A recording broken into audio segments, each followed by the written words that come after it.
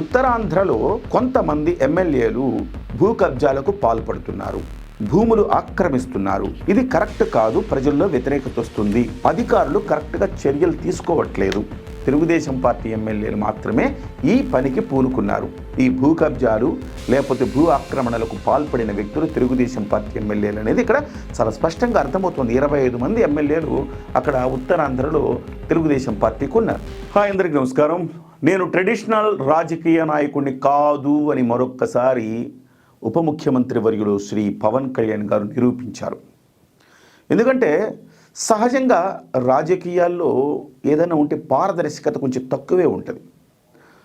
ఎదుటి పార్టీ తప్పు చేస్తే బాహాటంగా విమర్శిస్తాం, మన పార్టీలో వాళ్ళు తప్పు చేస్తే లోపల మాత్రమే మాట్లాడుకుంటాం. కానీ పవన్ కళ్యాణ్ గారు అలా కాదు. మనం తప్పు చేసినా బయట వాళ్ళు తప్పు చేసినా ఖచ్చితంగా ఇది ప్రజలకు తెలిసేలాగే మాట్లాడతారు. ఎందుకంటే నిన్న కలెక్టర్ల కాన్ఫరెన్స్లో ఆయన మాట్లాడిన మాటలు, ఉత్తరాంధ్రలో కొంతమంది ఎమ్మెల్యేలు భూ కబ్జాలకు పాల్పడుతున్నారు, భూములు ఆక్రమిస్తున్నారు. ఇది కరెక్ట్ కాదు, ప్రజల్లో వ్యతిరేకత వస్తుంది, అధికారులు కరెక్ట్గా చర్యలు తీసుకోవట్లేదు అనేది ఆయన చేసిన ఆరోపణ. బాహాటంగా కలెక్టర్ కాన్ఫరెన్స్లో చేశారు ఆరోపణ. సో ఎందుకు చేశారు అలాంటి ఆరోపణ? తెలుగుదేశం పార్టీని ఇరుకున పెట్టడానికని కొంతమంది అనుకుంటుండొచ్చు, కానీ అది తన బాధ్యతని ఆయన అనుకున్నారు. అధికారంలోకి వచ్చిన మొదటి రోజు ఆయన చెప్పిన మాట ఏంటంటే, అధికార పక్షము మనమే, ప్రతిపక్షము మనమే. ఎందుకంటే ప్రతిపక్ష హోదా వైసీపీకి లేదు కాబట్టి. ఒక్క విషయం కూడా గుర్తుపెట్టుకోవాలి, ప్రతిపక్ష హోదా లేకపోయినా ప్రతిపక్ష పాత్ర పోషించడంలో కూడా వైసీపీ ఫెయిల్ అయిపోయింది.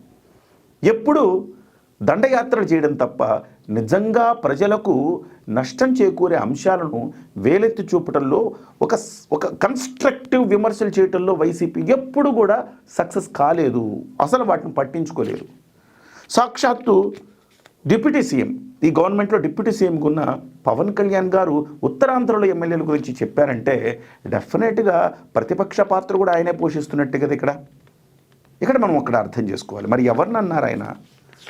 ఉత్తరాంధ్రలో దాదాపు వైసీపీని అన్నారంటే కాదు, వైసీపీకి 2 ఎమ్మెల్యేలే ఉన్నారు ఉత్తరాంధ్రలో, అది కూడా అరకు పాడేరు. పాపం అరకు పాడేరు ఎమ్మెల్యేలు కాస్త వాళ్ళు ఏం చేయగలుగుతారు? అంత భూ కబ్జాలకు పాల్పడేంత పెద్దవాళ్ళు బడాలు కాదు వాళ్ళు, కాబట్టి వాళ్ళు రూల్డ్ అవుట్. ఇకపోతే బీజేపీకి 2 ఉన్నారు, వాళ్ళు కూడా అంతే, వాళ్ళకు కూడా అంత శక్తి సామర్థ్యాలు లేవు.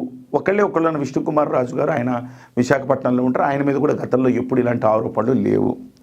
ఇకపోతే జనసేన పార్టీకి సంబంధించి 6 ఉన్నారు.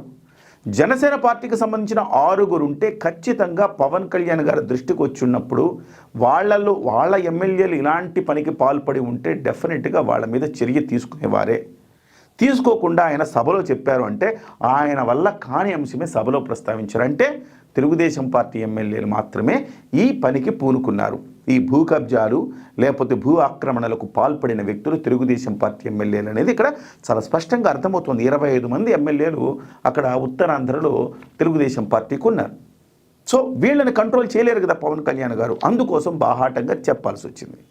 ఒక్క విషయం మనం గుర్తుపెట్టుకోవాలి, దానివల్ల ఫలితాలు వచ్చేసినాయా లేదా అనేది, ప్రజలకు ఎప్పటికప్పుడు ప్రజలను అప్రమత్తం చేయటంలో పవన్ కళ్యాణ్ గారు సక్సెసే అవుతున్నారు. రేషన్ బియ్యం తప్పుదో పడుతున్నాయి అనే అంశాన్ని ప్రజలకు తెలియజేశారు.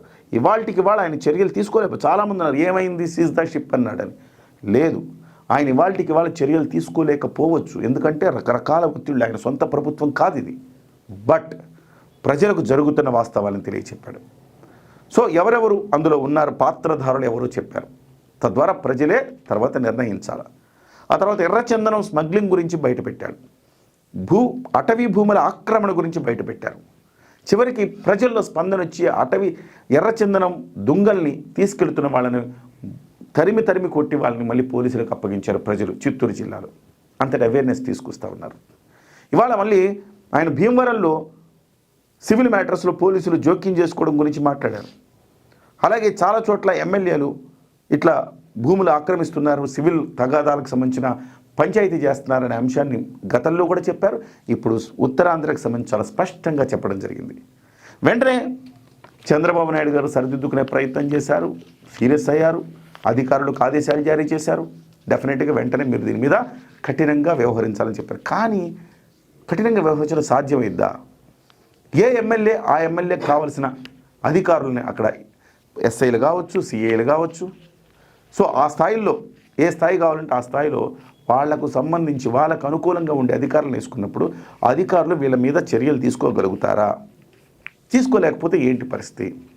సో ఇది ఖచ్చితంగా పవన్ కళ్యాణ్ గారు ఒక మేలుకొలుపు మాట మాట్లాడారు.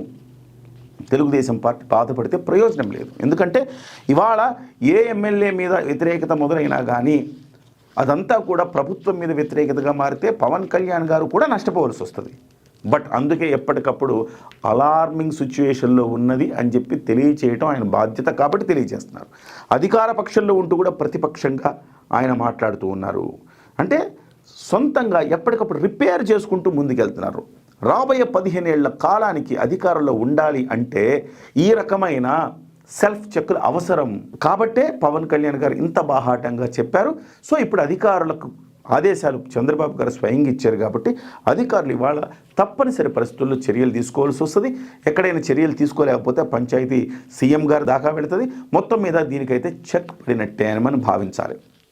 సో పవన్ కళ్యాణ్ గారి వ్యూహాలు చాలా ప్రజల కోసం వ్యూహాలు ఉంటాయి, ప్రజల బాగు కోసం వ్యూహాలు ఉంటాయి, రాష్ట్ర అభివృద్ధి కోసం వ్యూహాలు ఉంటాయి తప్ప జనసేన పార్టీ కోసం, జనసేన అధికారంలో ఉండడం కోసం ప్రథమ ప్రాధాన్యత కాదు. ప్రజలే ప్రథమ ప్రాధాన్యత. మరొక్కసారి పవన్ కళ్యాణ్ గారు నిరూపించారు. సో అధికార పక్షంలో ప్రతిపక్షంగా ఇవాళ ఇప్పుడు సిగ్గుపడాల్సింది వైసీపీ. కనీసం మనం మాట్లాడలేకపోతున్నాడు ఇలాంటి విషయాలు. చివరికి అధికార పక్షం వాళ్ళు మాట్లాడుకుని వాళ్ళు సెట్ చేసుకుంటున్నారని. ఎనివే పవన్ కళ్యాణ్ గారికి మరొక్కసారి హ్యాట్స్ ఆఫ్.